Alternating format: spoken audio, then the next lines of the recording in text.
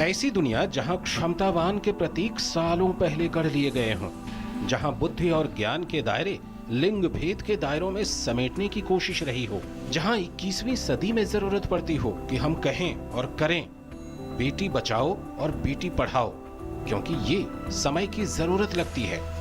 ये तब है जब हम मानते हैं कि हमने सीखा है इनसे सबक जिंदगी का, क्योंकि बेटियां तो हैं लम्हा खुशी का।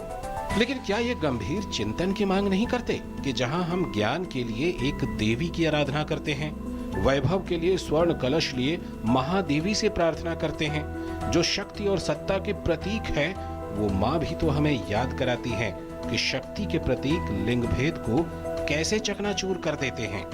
एक विशाल और जीवंत लोकतंत्र जहां संविधान ने पहले दिन से महिलाओं को बराबरी के धरातल पर खड़ा किया हो, जहां आजादी के 7 दशकों तक पहुंचते पहुंचते प्रधानमंत्री आह्वान करते हैं कि अब वक्त सोच को बदलने का है।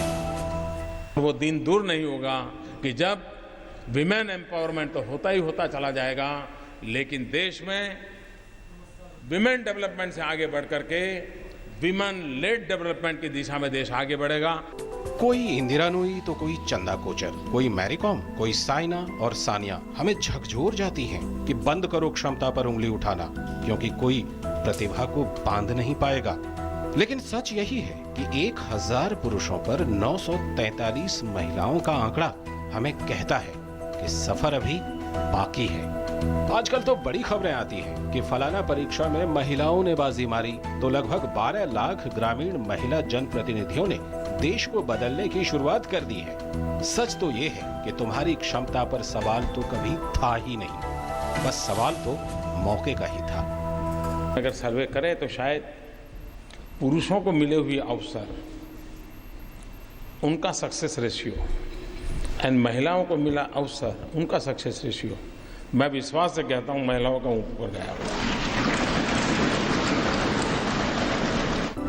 16वीं लोकसभा में अब तक की सबसे बड़ी संख्या में महिलाएं चुनकर आई हैं, लेकिन अभी भी विधानसभाओं और संसद में स्त्री शक्ति का आंकड़ा 12% के आसपास ही सिमटा है। 33% तो अब भी दूर दिखता है।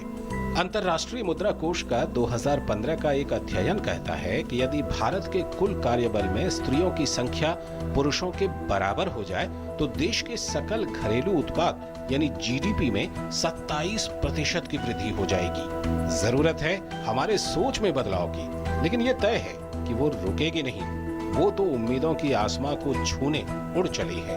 दुनिया की सबसे लंबी उड़ान पर उसने अपने सारे संदेहों को मिटा दिया है। News 9 desk, DD news.